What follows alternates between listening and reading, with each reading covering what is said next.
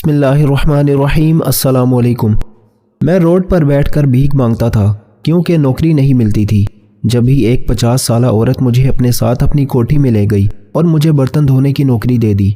میں ان کی پلیٹ میں بچے ہوئے کھانے کھا لیتا، لیکن مجھے ایک بات عجیب لگتی کہ میڈم کے کھانے کا ذائقہ باقی گھر والوں سے کچھ عجیب ہوتا۔ جب یہ بات خانسامہ سے پوچھی تو وہ ڈر گیا۔ تب مجھے شک سا ہوا کہ کچھ گڑبڑ ہے۔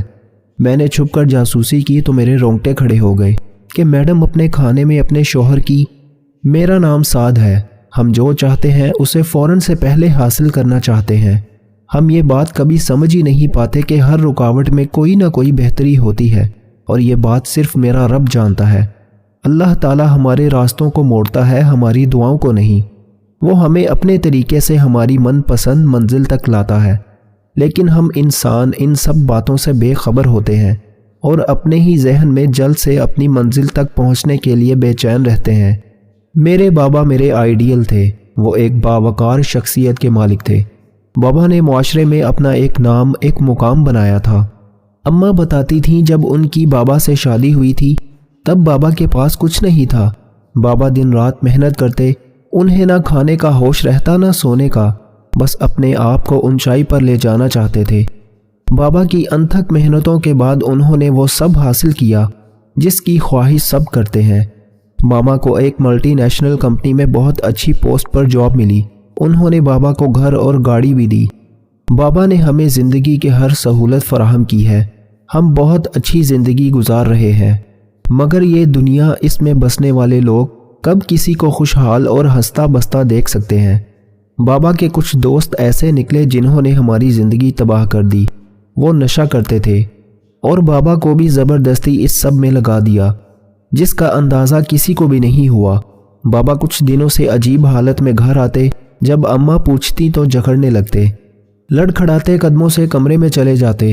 بابا کو ان کے دوستوں نے اپنی طرح نشہ کرنے کا عادی بنا دیا تھا۔ ہم نے کبھی سوچا نہیں تھا کہ یہ سب ہو جائے گا۔ بابا تو کبھی ایسے تھے ہی نہیں۔ بابا سٹڈی روم میں زیادہ وقت گزارتے تھے۔ وہ ایک ہی تصویر کو دیکھتے رہتے، مگر میں نے کبھی اس تصویر کو نہیں دیکھا تھا کیونکہ بابا اسے اپنے پاس رکھتے تھے۔ جب سے بابا نشہ کرنے لگے تھے ان کی توجہ ہر چیز سے ہٹ رہی تھی۔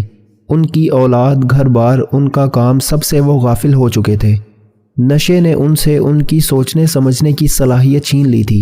ہم سب بہت پریشان تھے۔ اماں ہر وقت بابا کو سنبھالتی، انہیں سمجھاتی، لیکن بابا اپنے ہوش میں نہیں ہوتے تھے۔ اب اماں بھی بابا کو سمجھا سمجھا کر تھک چکی تھی۔ نشہ ایک ایسی لعنت ہے جو انسان کو کسی قابل نہیں چھوڑتا۔ کمپنی کی طرف سے بابا کو بہت دفعہ لیٹر بھیجا گیا، اور جب بابا نے کوئی رسپانس نہیں دیا تو وہ خود بابا سے ملنے گھر پر آ گئے، کیونکہ بابا نے اپنی عمر کا ایک حصہ اس کمپنی کو آگے بڑھانے میں لگایا تھا۔ کمپنی کے آنر نے بابا کی حالت دیکھی تو انہوں نے کہا، یہ آپ ہیں؟ ہم تو سوچ بھی نہیں سکتے تھے اتنا ایجوکیٹڈ انسان، اتنا سمجھدار انسان کیسے نشے کی لت میں پڑ گیا۔ بابا نے کہا، میں نہیں جانتا، مگر اب میں نشے کا اتنا عادی ہو چکا ہوں کہ چاہ کر بھی اسے نہیں چھوڑ سکتا۔ پھر وہ لوگ بابا سے یہ کہہ کر چلے گئے کہ مسٹر رؤوف احمد، معذرت کے ساتھ ہم اب آپ کو اور مہلت نہیں دے سکتے۔ یہ رہی آپ کی بقایا انکم، اب آپ اپنا ٹھکانہ کہیں اور ڈھونڈ لیں، کیونکہ کمپنی بہت جلد آپ کو دی گئی فیسلٹیز واپس لے لے گی۔ کمپنی نے ہمیں 3 ماہ کی مہلت دی تھی۔ بابا تو پہلے ہی نشے کی وجہ سے بے سود پڑے رہتے تھے۔ اماں نے اپنی جان پہچان والوں سے کہہ کر ایک محلے میں 2 کمروں پر مشتمل گھر دیکھا، اور 3 ماہ بعد ہم وہاں شفٹ ہو گئے۔ کب سوچا تھا کہ اتنی آسائشوں سے نکل کر اتنی گھٹن والی زندگی گزارنی پڑے گی۔ اماں بابا کی حالت دیکھ دیکھ کر روتی رہتی تھی۔ رشتہ دار سب تب تک ساتھ تھے جب ہمارے پاس سب کچھ تھا اور ان کی ضرورتیں ہم سے پوری ہوتی رہیں۔ بابا کو ہاسپٹل داخل کروایا تاکہ وہ ٹھیک ہو جائیں، پر بابا وہاں سے بھی بھاگ نکلے، اور ہمارے رشتہ دار اب جب کہ ہمیں ان کی سپورٹ کی ضرورت تھی تو سب نے منہ موڑ لیے اور کچھ نہیں کر سکے۔ بس بابا کے بارے میں الٹی سیدھی باتیں کرنے لگے کہ اس نے اپنے ہاتھوں سے سب گوا لیا، اس نے اپنی اولاد کا بھی نہ سوچا اور نشے میں پڑ گیا، اب کوئی اس سے ملنا بھی پسند نہیں کرے گا۔ ان کی باتیں سن کر میری برداشت جواب دے چکی تھی۔ میں نے کہا، آپ لوگوں کے لیے بہتر ہوگا ابھی اور اسی وقت یہاں سے چلے جائیں۔ میں اب مزید اپنے بابا کے بارے میں کوئی بات برداشت نہیں کر سکتا۔ وہ سب بڑبڑاتے ہوئے چلے گئے، کہنے لگے، اسے دیکھو، باپ کی اس حرکت پر بجائے شرم کے اس کا سر جھکا رہتا، یہ ہمیں آنکھیں دکھا رہا ہے۔ بھلائی کا تو زمانہ ہی نہیں ہے۔ ہر چھڑنے والا رشتہ ہمارے جسم میں ایک احساس کو مردہ کر جاتا ہے۔ کچھ لوگ ہمارا یقین مار جاتے ہیں، کچھ اعتماد اور کچھ ہماری خوشیاں۔ یہ تھے ہمارے اپنے، جن کا بابا نے تب سے خیال رکھا جب بابا کو نئی نئی جاب ملی تھی۔ اس وقت سے رشتہ داروں کو جب بھی کوئی مشکل ہوتی تھی تو سیدھے بابا کے پاس آتے اور اسی وقت ان کی مدد کرتے تھے۔ کبھی ان رشتہ داروں کو خالی ہاتھ نہیں لوٹایا تھا، ہر خوشی اور غم میں ان کے ساتھ رہے۔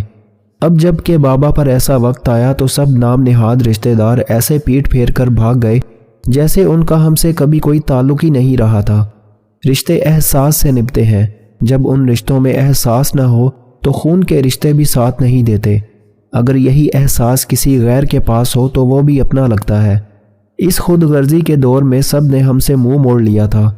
اس وقت میں FSC کر رہا تھا، میں پڑھ بھی رہا تھا اور ساتھ ساتھ کام بھی ڈھونڈ رہا تھا، لیکن سب یہی کہہ کر مجھے انکار کر دیتے کہ ہم نے کوئی مسکینوں کا اڈا نہیں کھول رکھا جو تمہیں اپنے ساتھ کام پر رکھ لیں۔ جاؤ اپنے جیسوں کے پاس جا کر اپنی حیثیت کے مطابق کام دیکھو۔ میں اسی طرح دھکے کھاتا رہا۔ صحیح کہا تھا کسی نے کہ وقت کبھی ایک سا نہیں رہتا۔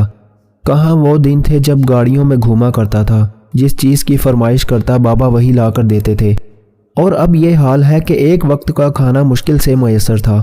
اماں کہتی اب گھر کا سارا بوجھ تم پر ہے، بہنوں کی ذمہ داری، گھر کو چلانا سب۔ بابا نے نشے میں سب کچھ لوٹا دیا تھا، جو سیونگ تھی وہ بھی آہستہ آہستہ ختم ہو رہی تھی۔ اماں بہت سلیقے سے گھر کو چلا رہی تھی، لیکن انسان کچھ کرے نہ اور بیٹھ کر کھاتا رہے تو قارون کا خزانہ بھی ایک دن ختم ہو جائے گا۔ میں روز اسی طرح سڑکوں کی خاک چھانتا ہوا پھرتا رہتا۔ ایک دن میں نے کچھ سوچا اور اماں سے کہا کہ میں سٹال لگا لیتا ہوں، اس سے کم از کم کسی کے آگے ہاتھ تو نہیں پھیلانا پڑے گا۔ پھر میں نے اماں کی مدد سے کچھ چیزوں کا سٹال لگا لیا، وہیں بیٹھ کر پڑھتا بھی اور کام بھی کرتا، لیکن یہ کام بھی نہیں چلا اور مجبوراً اس کام کو بند کرنا پڑا۔ اماں کی طبیعت بھی خراب رہنے لگی تھی۔ میں اب کام کی تلاش میں تھا اور جلد سے جلد کچھ کرنا چاہتا تھا۔ ہم کبھی زندگی کے اس موڑ پر پہنچ جاتے ہیں جہاں آگے بڑھنے کا کوئی راستہ نظر نہیں آتا۔ میں بہت پریشان تھا۔ جب مجھے ایک جگہ کام مل گیا، میں نے وہاں مزدوری کرنا شروع کر دی۔ میں اینٹیں اٹھاتا کبھی ایسا کام نہیں کیا تھا، اس لیے ہاتھوں پر چھالے پڑ چکے تھے۔ میرا وجود کانپنے لگا جب میرے ساتھ کام کرتے ہوئے ایک مزدور نے مجھے پانی پلایا اور تھوڑی دیر آرام کرنے کا کہا۔ میں نے اس کی بات سن کر پھیکی سی مسکراہٹ کے ساتھ کہا، بھائی بیٹھنے کا تو وقت ہی نہیں رہا اب میرے پاس، پہلے ہی اتنی مشکل سے یہ کام ملا ہے، اگر بیٹھ کر آرام کرنے لگا تو اس سے بھی ہاتھ دھو بیٹھوں گا۔ میں نے اپنے ہاتھوں پر کپڑا لپیٹا اور دوبارہ سے اینٹیں اٹھانے لگا۔ میرے ہاتھوں پر بنے چھالوں کی جو تکلیف تھی وہ میری مجبوری سے زیادہ نہیں تھی۔ میں نے خود کو مضبوط کیا اور کام کرتا رہا۔ کچھ ماہ اسی طرح کام کرتے گزر گئے اور ایک رکشہ بنا لیا جس سے روزگار چلنے لگا تھا۔ میں دن رات محنت کر رہا تھا۔ بابا کو نشے کے لیے پیسوں کی ضرورت ہوتی، میں جو کماتا اس میں سے کچھ پیسے بابا کو دے دیتا، کیونکہ میں بابا کو انکار نہیں کر سکتا تھا۔ اگر انہیں پیسے نہ دیتا تو محلے والے ہمارا تماشا بنتا دیکھتے۔ میں بہت مجبور تھا۔ اماں کی طبیعت بھی ٹھیک نہیں رہتی تھی۔ جو حالات چل رہے تھے ان سب کا اماں پر بہت برا اثر پڑا تھا۔ جن لوگوں نے بابا کو نشے پر لگایا تھا وہ بابا کو کم پیسوں میں نشہ نہ دیتے اور بابا کی طبیعت بگڑنے لگتی۔ مجھ سے ان کی یہ حالت دیکھی نہ جاتی اور بابا کو پیسے دے دیتا۔ کئی بار کوشش کی بابا کو ہاسپٹل داخل کروا دوں، پر اتنے پیسے بھی نہیں تھے میرے پاس، اور جب بابا کو داخل کروایا تھا تب وہ وہاں سے بھاگ گئے تھے اور پورے 2 ماہ غائب رہے تھے۔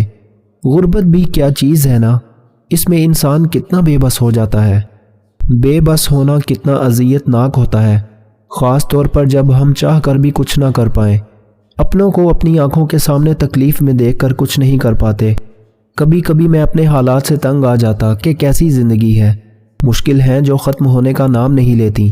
اماں مجھے حوصلہ دیتی اور کہتی، مشکلات بہترین لوگوں کے حصے میں اس لیے آتی ہے کیونکہ وہ انہیں بہترین طریقے سے حل کرنے کی صلاحیت رکھتے ہیں۔ تم امید رکھو، اللہ تعالیٰ ضرور تمہاری مدد کریں گے۔ وقت لگے گا لیکن سب صحیح ہوگا اور اپنے وقت پر ہوگا۔ ایک دن میں کہیں کام سے چلا گیا، واپس گھر آیا تو رکشہ کہیں نظر نہیں آیا۔ میں نے اماں سے پوچھا تو انہوں نے کہا کہ جہاں تم نے کھڑا کیا تھا وہیں پر ہوگا۔ میں نے کہا یہیں گھر کے باہر سٹینڈ پر میں نے کھڑا کیا تھا۔ میں نے ہر طرف دیکھا، آس پاس کے لوگوں سے پوچھ گچھ کی، کچھ پتہ نہیں چلا۔ پھر ایک آدمی نے بتایا کہ تمہارے بابا کسی آدمی کے ساتھ اس میں بیٹھ کر گئے ہیں۔ مجھے کچھ حوصلہ ہوا، کیونکہ میں تو سمجھ رہا تھا کہ رکشہ چوری ہو چکا ہے۔ سارا دن گزر گیا لیکن ابھی تک بابا گھر نہیں لوٹے تھے۔ میں بابا کی راہ دیکھ رہا تھا۔ پھر دروازے پر دستک ہوئی۔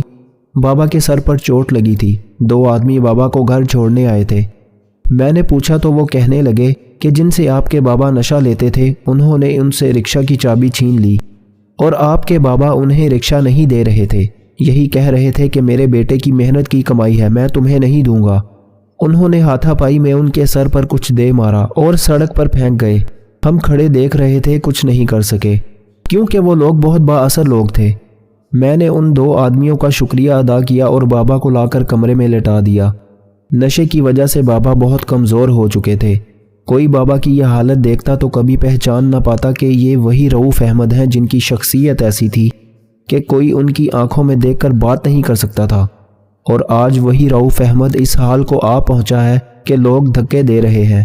میں بابا کے پاس بیٹھا کتنی دیر تک انہیں دیکھتا رہا اور سوچتا کہ بابا کاش آپ نشے کی اس بیماری میں نہ پڑتے، کاش آپ آج اس حالت میں نہ ہوتے۔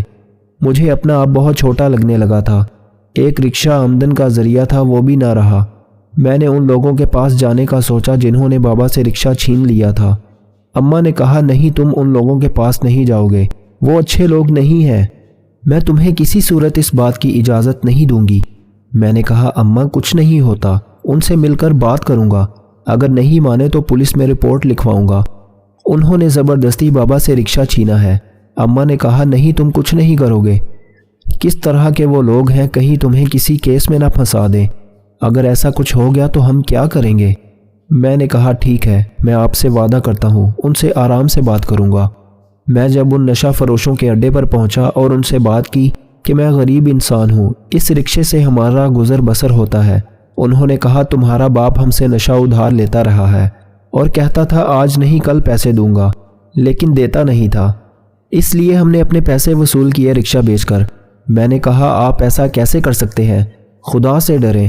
انہوں نے کہا شکر کرو تم ابھی تک اپنے پیروں پر سلامت کھڑے ہو، ہم چاہیں تو ابھی تمہیں جیل کی سلاخوں کے پیچھے پھینک دیں، دفع ہو جاؤ یہاں سے۔ پھر انہوں نے اپنے آدمیوں سے کہہ کر مجھے دھکے دے کر وہاں سے باہر نکال دیا۔ میں روڈ پر ایک چائے کے ڈھابے پر ایک سائیڈ کو دیوار سے ٹیک لگائے بیٹھ کر ادھر ادھر دیکھنے لگا۔ آج پھر سے میں بے روزگار ہو گیا تھا۔ اتنا عرصہ گزر چکا تھا، ابھی تک قسمت کو مجھ پر رحم نہیں آیا تھا۔ جانے اور کتنا وقت تھا ابھی میری آزمائشوں کے ختم ہونے میں۔ یہ ایسا وقت تھا جب میرا دل چاہ رہا تھا کہ اپنے آپ کو کچھ کر لوں۔ میں تھک چکا تھا، اب اور ہمت نہیں تھی مجھ میں کہ میں مزید یہ سب برداشت کر سکوں۔ یہ سوچ سوچ کر میرا سر گھوم رہا تھا کہ اب کیا کروں، گھر جا کر اماں سے بہنوں سے کیا کہوں گا۔ میں کئی جگہوں پر کام کے لیے مارا مارا پھرتا رہا کہ کسی طرح مجھے نوکری مل جائے، لیکن نوکری نہیں ملی۔ میں اسی طرح وہیں روڈ پر بیٹھا رہا۔ 2 دن گزر چکے تھے، میں نے کچھ کھایا نہیں تھا، اماں کی دوائی بھی ختم ہو چکی تھی، میں گھر کس منہ سے جاؤں گا؟ میں روڈ پر بیٹھا تھا جب آس پاس سے گزرتے لوگوں نے میرے حلیے کو دیکھ کر مجھے فقیر سمجھا اور بھیک دینے لگے۔ میں ان پیسوں کو پکڑ کر دیکھنے لگا، ان کاغذ کے ٹکڑوں نے ہمیں کیا سے کیا بنا دیا۔ جن کے پاس ہو اس کے پاس دنیا کا ہر سکھ ہے، اور جس کے پاس نہیں ہے اس کی اوقات 2 کوڑی کی ہو جاتی ہے۔ میں وہیں روڈ پر بیٹھا تھا کیونکہ نوکری نہیں مل رہی تھی۔ جیسے ایک بڑی سی گاڑی میرے پاس آ کر رکی، میں اپنی سوچوں میں گم تھا۔ اس گاڑی میں ایک 50 سالہ عورت بیٹھی تھی۔ اس کے ڈرائیور نے مجھے آوازیں دی کہ میڈم تمہیں بلا رہی ہے۔ میں حیرانی سے گاڑی کو دیکھتے ہوئے آگے بڑھا۔ مجھے کچھ سمجھ نہیں آ رہی تھی تو گاڑی میں بیٹھی عورت مجھے اپنے ساتھ اپنی کوٹھی میں لے گئی اور مجھے برتن دھونے کی نوکری دے دی۔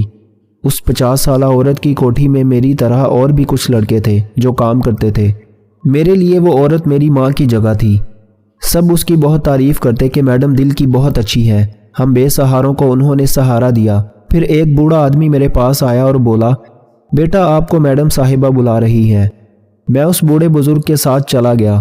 میں نے کہا جی میڈم آپ نے مجھے بلایا؟ انہوں نے میری طرف دیکھا اور کہا بیٹا بیٹھو۔ میں پاس ہی صوفے پر بیٹھ گیا۔ پھر اس عورت نے میرا نام پوچھا اور تعلیم پوچھی۔ میں نے کہا سعد احمد اور اپنی کوالیفیکیشن کا بتایا۔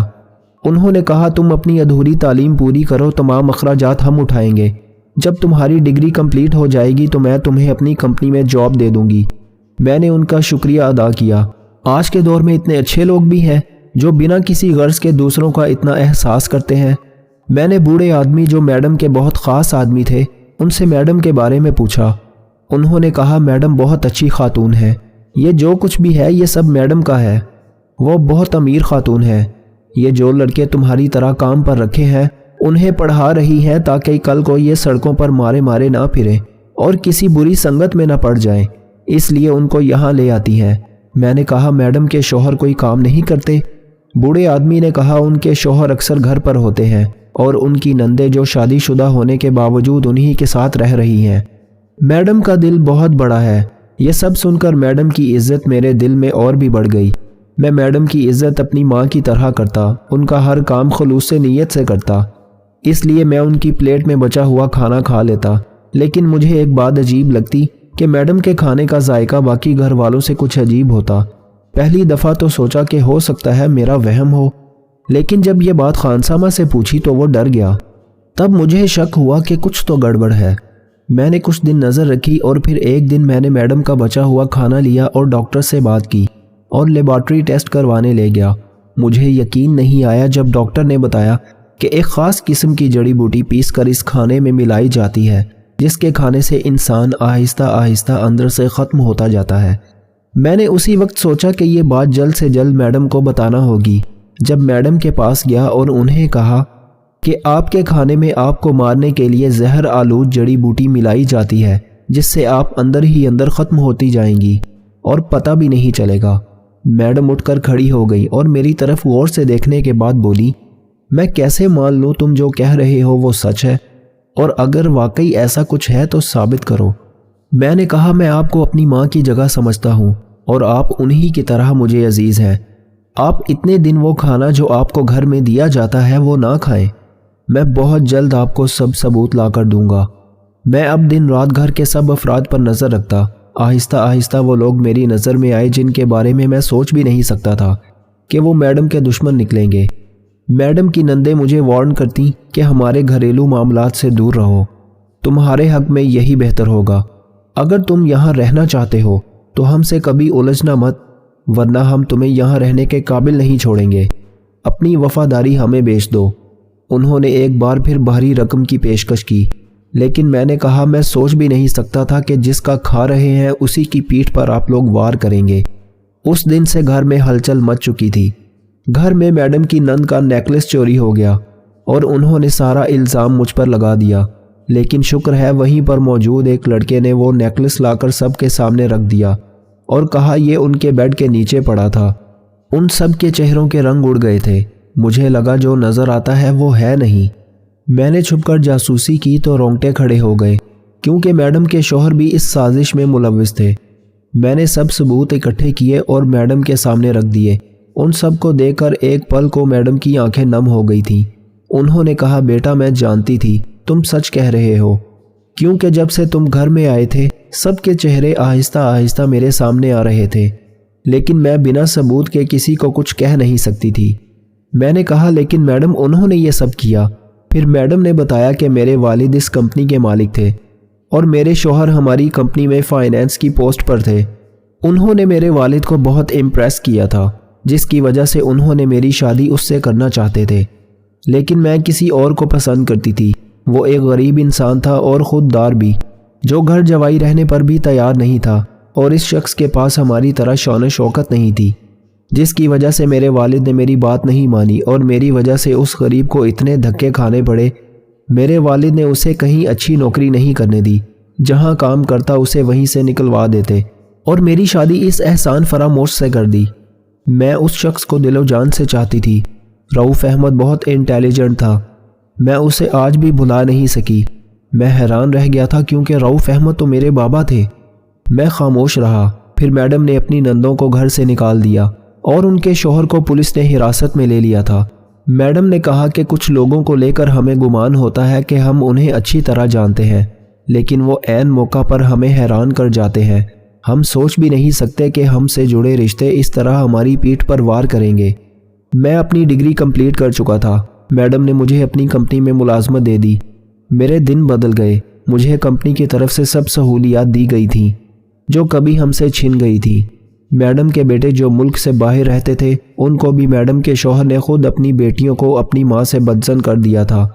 اب حقیقت سامنے آنے پر انہوں نے اپنی ماں سے معافی مانگ لی تھی کہ ان کے والد نے غلط فہمیاں ڈالی تھیں، کیونکہ وہ آدمی ساری جائیداد اپنے نام کروانا چاہتا تھا۔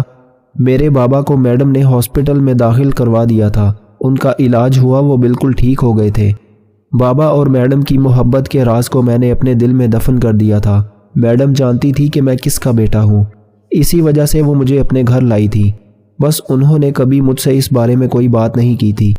سب کچھ ٹھیک ہو چکا تھا۔ وہ کبھی کبھار ہم سے ملنے آ جاتی ہے۔ وقت اور حالات نے جو زخم انہیں دیے تھے وہ کبھی بھر نہیں سکتے تھے، پر ان زخموں کو اچھی یادوں اور باتوں سے کچھ دیر کے لیے منجمد کیا جا سکتا ہے۔ زندگی تو بس ایک بار ملتی ہے، اس لیے زندگی میں ہر موقع سے فائدہ اٹھائیں، لیکن کسی کے بھروسے اور اعتماد سے نہیں، کیونکہ درمیانی راستہ منافقت کا ہوتا ہے اور منافق انسان کسی رشتے کے لائق نہیں ہوتے۔ سفید بالوں کو اکثر لوگ پسند نہیں کرتے اور سفید بالوں کو چھپانے کی کوشش کی جاتی ہے۔ سفید بالوں پر کلر کیا جاتا ہے یا پھر سفید بالوں کو اکھاڑ دیا جاتا ہے۔ اس بارے میں کوئی شک نہیں کہ سفید بال بڑھاپے کی نشانی ہے، اور پہلے 1-2 بال سفید ہوتے ہیں، پھر 10-12 اور رفتہ رفتہ انسان کے سارے بال ہی سفید ہونے لگتے ہیں۔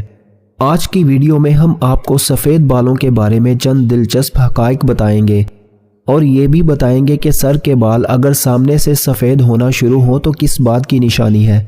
آپ نے ویڈیو کو سکپ نہیں کرنا اور ہمارے ساتھ ویڈیو میں آخر تک جڑے رہنا ہے۔ سفید بالوں کے حوالے سے یہ حدیث ملاحظہ فرمائیے جو یحییٰ بن سعید سے یوں روایت کی گئی ہے کہ فرماتے ہیں، میں نے حضرت سعید بن مسیب کو یہ فرماتے سنا کہ حضرت ابراہیم علیہ السلام جو اللہ کے دوست تھے سب سے پہلے انسان ہیں جنہوں نے اپنی مونچھیں کتری، اور وہ سب سے پہلے انسان ہیں جنہوں نے بڑھاپا یعنی سفید بال دیکھے۔ چنانچہ جب انہوں نے سب سے پہلے اپنے بالوں میں سفیدی کو دیکھا تو عرض کیا، اے میرے پروردگار، یہ سب کیا ہے؟ پروردگار کا جواب آیا کہ ابراہیم، یہ وقار ہے، یعنی یہ اس بڑھاپے کی علامت ہے جو علم و دانش میں اضافے کا باعث اور عزت و وقار کا ذریعہ ہے، اور اس کی وجہ سے انسان گناہوں کے ارتکاب سے باز رہتا ہے۔ حضرت ابراہیم علیہ السلام نے عرض کیا کہ پروردگار، یہ تو تیری بڑی نعمت ہے، لہٰذا میرے وقار میں اضافہ فرما۔ رسول اللہ صلی اللہ علیہ وآلہ وسلم نے فرمایا، جو شخص اسلام کی حالت میں یعنی حالت ایمان میں بڑھاپے کو پہنچا تو یہ بڑھاپا اس کے لیے قیامت کے دن نور ہوگا۔ ایک شخص نے عرض کیا کہ چند لوگ ان سفید بالوں کو اکھاڑ دیتے ہیں۔ آپ صلی اللہ علیہ وآلہ وسلم نے فرمایا کہ جس کا دل چاہتا ہے اپنے نور کو اکھاڑ دے۔ حضرت جابر رضی اللہ تعالیٰ عنہ فرماتے ہیں کہ نبی کریم صلی اللہ علیہ وآلہ وسلم نے ارشاد فرمایا کہ میرے دوست جبرائیل علیہ السلام ابھی میرے پاس سے گئے ہیں۔ وہ کہتے ہیں کہ قسم ہے اس ذات کی جس نے آپ کو حق کے ساتھ بھیجا ہے، اللہ تبارک و تعالیٰ کے بندوں میں سے ایک بندے نے 500 سال تک پہاڑ کی چوٹی پر عبادت کی کہ پہاڑ سمندر کے بیچ میں ہے۔ یہ پہاڑ 30 مربع میل ہے، اس کے چاروں طرف سینکڑوں میل کا سمندر ہے۔ اللہ تبارک و تعالیٰ نے اس عبادت گزار کے لیے اس پہاڑ میں میٹھے پانی کا چشمہ جاری کر دیا ہے جس کی دھار انگلی کے برابر موٹی ہے، اور ایک طرف انار کو اس پہاڑ کی جڑوں میں لگا دیا گیا ہے جس میں ہر روز ایک انار تیار ہوتا تھا۔ اس پہاڑ سے اتر کر وضو کرتا اور انار کو کھا کر پھر خدا کی عبادت میں مشغول ہو جاتا۔ جب اس عابد کی وفات کا وقت قریب آیا تو اس نے عرض کیا، یا اللہ، میری روح سجدے کی حالت میں قبض ہو اور میرے جسم کو محفوظ رکھا جائے اور مجھے قیامت میں سجدے کی حالت میں اٹھایا جائے۔ اللہ تعالیٰ نے اس کے ساتھ ایسا ہی کیا، چنانچہ وہ آسمان سے اترتے چڑھتے اس کو اسی حالت میں دیکھتے۔ قیامت کے دن اللہ تعالیٰ کے سامنے جب یہ بندہ حاضر کیا جائے گا تو حق تعالیٰ شانہ ارشاد فرمائیں گے، میرے بندے، میری رحمت سے جنت میں داخل ہو جا۔ یہ عرض کرے گا، یا الہی، میرے عمل کی وجہ سے ہی جنت کیوں نہیں؟ 2 دفعہ ایسا ہی ہوگا۔ اللہ تبارک و تعالیٰ فرمائے گا، میری رحمت سے جنت میں داخل ہو جا، اور یہ عمل کا نام لے گا۔ اسی وقت اللہ تعالیٰ فرمائے گا کہ جو نعمتیں میں نے اس کو دی ہیں اور جو عمل اس نے کیا ہے اس کا حساب ہوگا، تو صرف آنکھ کی نعمت کے بدلے میں ہی 500 سال کی عبادت ختم ہو جائے گی، اور باقی جسم پر جو احسانات ہیں وہ زائد ہوں گے۔ ارشاد خداوندی ہوگا کہ میرے اس بندے کو آگ میں داخل کر دو، بس دوزخ کی طرف اس کو کھینچا جائے گا۔ یہ کہے گا اے میرے رب، مجھ کو اپنی رحمت سے جنت میں داخل کر دیجئے۔ ارشاد ہوگا اس کو لوٹا لاؤ، چنانچہ یہ حاضر کیا جائے گا۔ اللہ تبارک و تعالیٰ فرمائے گا اے میرے بندے، تجھے کس نے پیدا کیا؟ عرض کرے گا آپ نے پیدا کیا۔ پھر ارشاد ہوگا 500 سال تک عبادت کرنے کی طاقت کس نے دی؟ یہ کہے گا یا رب آپ نے۔ اللہ تعالیٰ فرمائے گا کہ پانی کی موجوں کے درمیان پہاڑ پر تجھ کو کس نے پہنچایا، اور کھارے پانی میں میٹھے پانی کا چشمہ تیرے لیے کس نے نکالا، اور انار کا درخت جو 1 سال میں 1 دفعہ پھل لاتا ہے، رات دن میں اس کو 1 پھل دینے والا کس نے بنایا؟ اور تو نے جب عرض کی کہ میری جان سجدے کی حالت میں نکلے تو میں نے تیری یہ بات بھی پوری کر دی۔ یہ عرض کرے گا اے رب، تو نے ہی سب کچھ کیا۔ ارشاد خداوندی ہوگا یہ میری رحمت ہے، اور میں اپنی رحمت سے تمہیں جنت میں داخل کرتا ہوں۔ حضرت جبرائیل علیہ السلام نے مجھ سے کہا اے محمد صلی اللہ علیہ وآلہ وسلم، تمام اشیاء اللہ کی رحمت ہے۔ تو پیارے بھائیوں، اس لیے ہمیں چاہیے کہ اللہ تعالیٰ سے ہمیشہ یہ دعا کی جائے کہ اللہ تعالیٰ ہمیں بھی اپنی رحمت سے جنت میں داخل فرما۔ اگر آپ کے دل میں بھی یہی دعا ہے تو کمنٹ سیکشن میں ایک بار ضرور آمین تحریر کیجئے گا۔ کسی کی ایک آمین ہم سب کا کام بنا سکتی ہے۔ پیارے بھائیوں، بات کر رہے تھے سر کے بالوں کے سامنے سے سفید ہونے کی، تو یاد رہے کہ سر کے بال اگر سامنے سے سفید ہوں تو یہ برکت اور خوش نصیبی کی علامت ہے۔ اس لیے جو لوگ سفید بالوں کو دیکھ کر پریشان ہوتے ہیں اور ان کو پسند نہیں کرتے، تو ان کو چاہیے کہ بالوں سے پریشان نہ ہو اور سفید بالوں کو اکھیڑنے کی کوشش نہ کریں۔ یہ تو ان کے لیے برکت اور خوش نصیبی کا سبب ہے۔ اور یاد رہے کہ روایات میں یہ بات بھی ملتی ہے کہ خود اللہ تعالیٰ بھی سفید بالوں سے حیا فرماتے ہیں۔ اس لیے امید ہے کہ بروز قیامت سفید بالوں والوں کے ساتھ اللہ پاک رحمت اور فضل کا معاملہ فرمائیں گے۔ اور جہاں تک بات ہے سفید بالوں کو اکھیڑنے کی، تو اس حوالے سے حضرت ابو ہریرہ رضی اللہ تعالیٰ عنہ سے روایت ہے کہ رسول اللہ صلی اللہ علیہ وآلہ وسلم نے فرمایا سفید بالوں کو نہ اکھاڑو، کیونکہ وہ قیامت کے دن نور ہوگا، اور جس کے بال اسلام میں سفید ہو گئے اس کے لیے اس کے عوض ایک نیکی لکھی جائے گی، ایک گناہ مٹایا جائے گا اور ایک درجہ بلند کیا جائے گا۔ اسی طرح حضرت عثمان رضی اللہ تعالیٰ عنہ سے روایت ہے کہ رسول اللہ صلی اللہ علیہ وآلہ وسلم نے فرمایا اللہ تبارک و تعالیٰ فرماتا ہے کہ جب میرے بندے کی عمر 40 سال کی ہو جاتی ہے تو میں اس کو 3 قسم کے امراض سے محفوظ کر دیتا ہوں، جنون یعنی دیوانگی، جزام یعنی کوڑ، اور برس سے محفوظ کر دیتا ہوں۔ اور جب میرے بندے کی عمر 50 برس کی ہو جاتی ہے تو اس سے حساب یسیر یعنی آسان کر دوں گا، مطلب کہ 50 سال والے سے قیامت میں آسان اور سہل حساب ہوگا۔ جب کوئی بندہ 60 سال کی عمر کو پہنچ جاتا ہے تو میں توبہ اور رجوع اللہ کو اس کا محبوب بنا لیتا ہوں، مطلب یہ کہ 60 سال کی عمر کے بعد توبہ سے محبت ہو جاتی ہے اور اللہ تبارک و تعالیٰ کی طرف رجوع ہونے کی توفیق عطا ہوتی ہے۔ جب کسی کی عمر 70 سال کی ہو جاتی ہے تو فرشتے اس سے محبت کرتے ہیں، اور جب کوئی 80 برس کا ہو جاتا ہے تو اس کی نیکیاں لکھی جاتی ہیں اور گناہ نظر انداز کر دیے جاتے ہیں۔ سبحان اللہ۔ پیارے دوستو، ہماری آج کی اس ویڈیو کو ضرور شیئر کیجیے گا۔ ہم امید کرتے ہیں کہ آپ کو ہماری آج کی یہ ویڈیو ضرور پسند آئی ہوگی۔ اگر آپ کو ہماری آج کی ویڈیو پسند آئی ہے تو آپ سے گزارش کرتے ہیں کہ آپ ہمارے چینل اوکے کورس کو ضرور سبسکرائب کر لیں اور ساتھ ہی لگے بیل کے بٹن کو پریس کر لیں تاکہ آپ کے پاس ہماری آنے والی مزید معلوماتی ویڈیوز کا نوٹیفیکیشن بر وقت ملتا رہے۔ سبسکرائب کے ساتھ ساتھ ہماری ویڈیوز کو لائک بھی کریں اور اپنی قیمتی رائے کا اظہار کمنٹس میں ضرور کریں۔ اللہ تعالیٰ آپ کو اپنے حفظ و امان میں رکھے۔ آمین۔